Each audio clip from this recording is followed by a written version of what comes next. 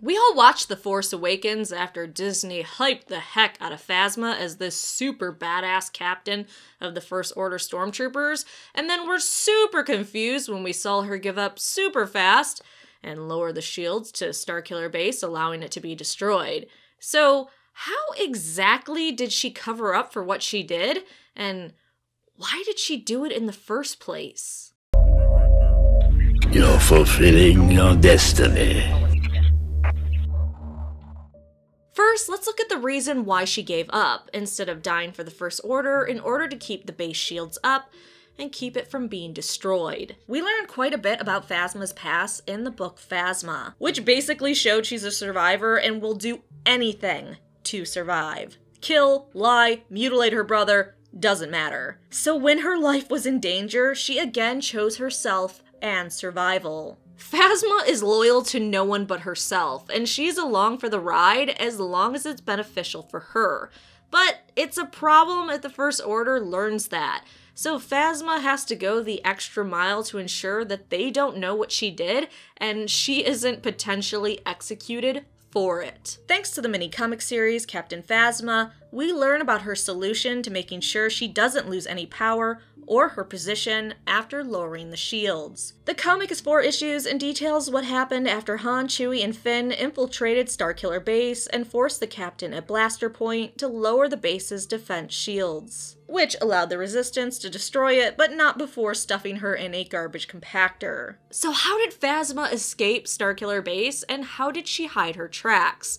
Well, it is a wild ride, and a sad one. So let's begin where The Force Awakens left off. After being thrown in the trash compactor, Phasma didn't stay there for long. Instantly jumping into action, she began to log everything she was doing, and also fabricating events, making her look as loyal as possible. She quickly headed to a computer access point to erase her transgression, but she records while she's doing this that she's heading to the computer access point to figure out how the base's shields were penetrated. She just has no idea. She is logging her progress while there are explosions, there's fire, there's literal fire all around her, and she's just walking forward like a bamf. It is crazy the lengths Phasma will go to for power and to remain safe. So she finally gets to the computer where she deletes all records of her lowering the shield, so that no one will ever figure out what she did. While she's doing this, she logs that she's still searching for the reason the shields were lowered.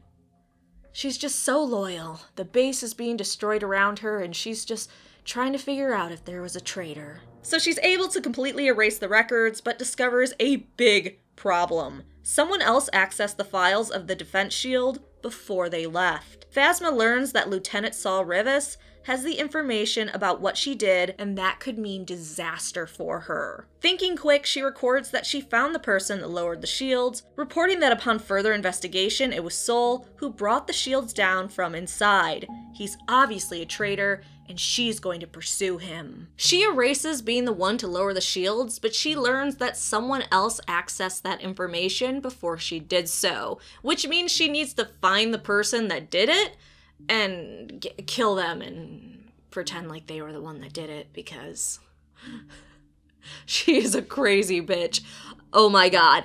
This leads to one of the greatest manhunts ever. She pursues the man while the base is falling apart around her. She sees Kylo fighting Rey with a lightsaber, but still moves on, tracking the man relentlessly, even as the ground splits all around her. The planet breaking apart leads to Sol getting away in a fighter, but Phasma recruits pilot TN-3465 along with her BB unit to fly the other TIE and pursue the man, telling the pilot he's the traitor that allowed the base to be destroyed. Phasma meant to shoot the other TIE down with Sol in it, but the TIE they're in hadn't finished being repaired and was unable to shoot the ship down. Instead, they tracked him to a planet where he landed. On the planet, she finds his TIE, destroys all the communication, navigation, and beacon equipment so he can't transmit what he knows about Phasma, though she tells the pilot it's to make sure no one else is pulled into his traitorous web. Phasma has them wear normal clothing to blend in with the low-tech society,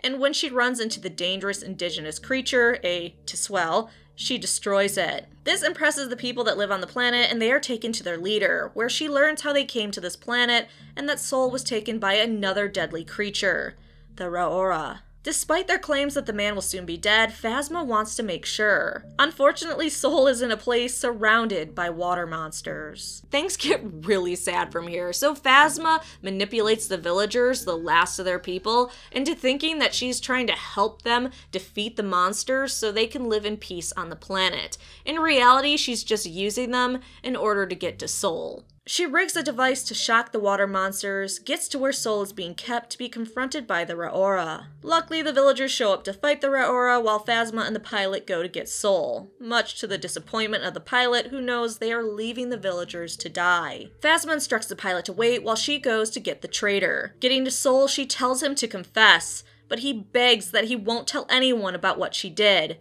Phasma doesn't care and executes him. All seems to be wrapped up except the pilot didn't stay put and heard the whole thing, knowing Phasma is the one that lowered the shields. Phasma orders them to leave the planet in their tie, telling the pilot when she protests about leaving the villagers to die that they were already dead, and these were their final days anyways. She has the pilot prep the fighter, kills the BB unit while she does so, and when the tie is ready to go, Phasma executes the pilot, saying, "No loose ends." Phasma leaves the planet to head back to the First Order, logging that she took care of the traitor, but the pilot and BB unit didn't make it. Arriving at the finalizer, the captain reports to Hux about how she hunted down the man who lowered the shields and let the base be destroyed. Hux says he expects no less and knows nothing would impede Phasma's devotion to the First Order. So that is how the ruthless Phasma got off Starkiller base and away with lowering the shields, which I'm really glad they explained this because I thought that was a glaring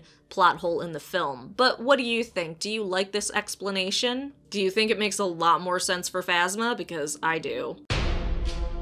Thanks so much for watching. Please like the video and subscribe for more Star Wars videos.